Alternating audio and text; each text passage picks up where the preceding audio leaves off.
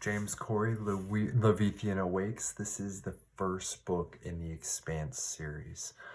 This is 561 pages and 56 chapters. Really, it felt a lot like Game of Thrones in space, and there were also some echoes of The Moon is a Harsh Mistress, in a good way, in that, you're out on another planet where you may or may not be able to grow food the same way because you're so far away from the sun.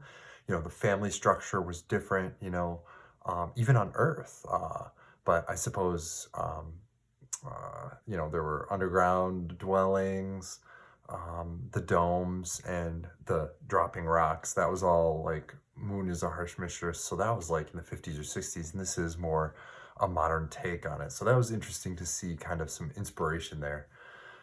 There were only two main characters. I guess technically a third who's pervasive, Julie Mao, who is the center of this whole search and brings everybody together.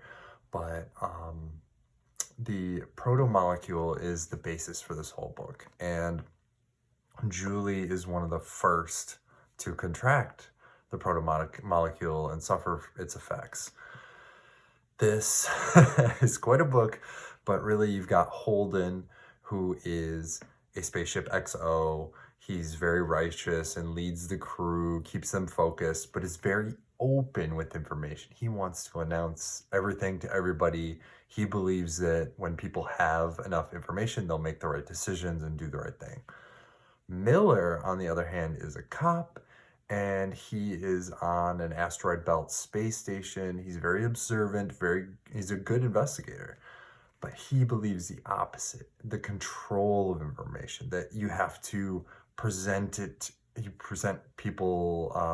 information to people in a specific way only after you know enough and have, formatted it correctly so that people understand.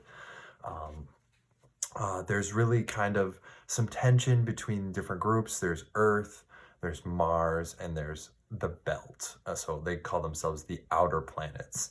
So definitely some tension, definitely some different experiences. Even the way that they grow is different.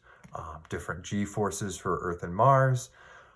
Mars is still in the process of being terraformed, and in the outer planets, there's less sunlight, but also less gravity. They call themselves belters, and they're kind of elongated. They have a larger head, and they are more comfortable in low gravity environments. So they tend to be taller and longer, and they use hand movements to adjust themselves, whereas somebody from Earth might just bang into walls, that kind of thing. So very neat take. I liked that there were a lot of fungus-based food. They kind of flavored it, and there was a fun story with Miller, the cop, talking about cheese smugglers. So that was a really good scene. This was a really fun book. It talked a lot about a crew that had anything that can go wrong will go wrong. It was kind of one of those things. And, the opening, you learn about, 10 or 12 characters that you just never see again. So that was, kind of opens with a bang. And I liked that they eventually found refuge in Tycho Station. I liked that both main characters were very adaptable. That was key because, everything's falling apart. Crazy things are happening. It was just, yeah. But the authors, I think this is the pseudonym is for two authors combined. They did a really good job with leaving words unsaid, and they had it in italics. The character might think something and it's in italics. So maybe I'm just used to reading too many young adult books, but this one had a lot of words where a character thought it or didn't say it to another character. So I did like that. That was helped with the character building. I didn't like a few things, but overall, this was a really, really good book. It makes me really want to read the next one.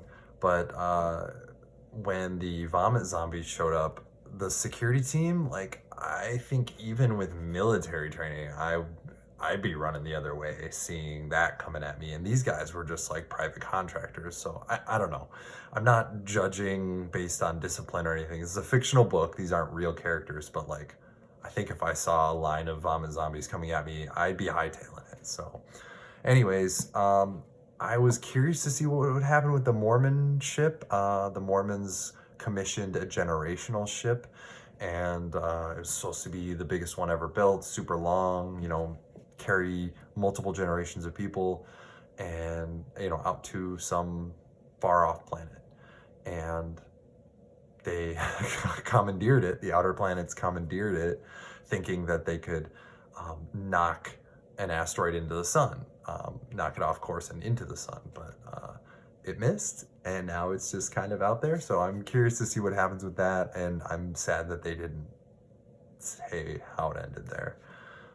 I also didn't like Julie's hotel shootout when they thought they found Julie and they went to go to the hotel room. It's like, I don't know, it felt like a Jason Bourne movie, like, shadow groups, and it just seemed like it didn't fit to me. I mean, I get that this was I think it was supposed to elevate the importance of this discovery, but to me, it just, I don't know.